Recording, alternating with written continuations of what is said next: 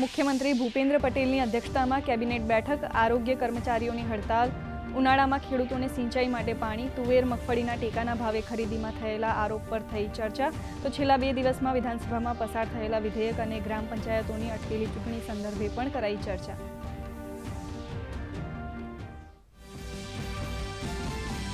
અમરેલી જિલ્લાના બગસરાના મોટા મુંજિયાસર પ્રાથમિક શાળાની વિચિત્ર ઘટના.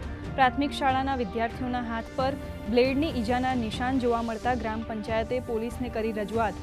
શિક્ષણ રાજ્યમંત્રી પ્રફુલ્લ પાનસેરિયાએ કહ્યું, ઓનલાઈન ગેમિંગ બાળકો માટે ખતરા સમાન.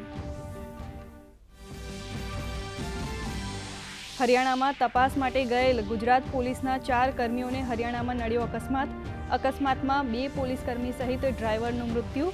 હાઈવે પર ઉભેલા ટ્રેલર સાથે પોલીસની જીપ અથડાતા થયો અકસ્માત. 1 પીએસઆઈને ગંભીર ઈજાઓ થતા હોસ્પિટલમાં સારવાર હેઠળ.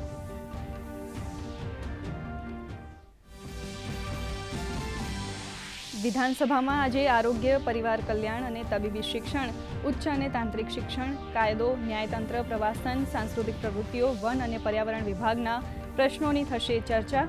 બિનસરકારી સભ્યોના કામકાજ માટેની સમિતિના 8મા અહેવાલની કરાશે રજૂઆત.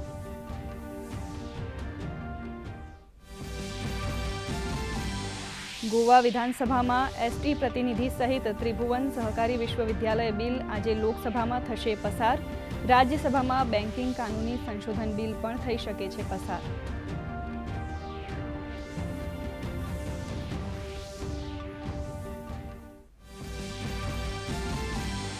સંસદમાં વક્ફ સંશોધન બિલ મામલે સાંસદો આપશે માહિતી. જેપીસીના ચેરમેન જગદંબિકા પાલ બિલની ઝીણવટભરી આપશે માહિતી. બજેટ સત્ર દરમિયાન જ બિલ પસાર કરવાની તૈયારીઓમાં સરકાર.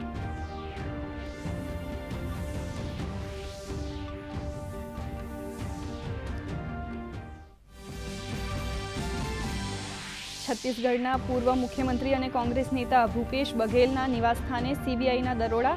મહાદેવ સટ્ટા એપ, દારૂ અને કોલસા કૌભાંડ મામલે રેડ. કેટલાક આઈપીએસ અધિકારી પણ સીબીઆઈની ઝપેટમાં.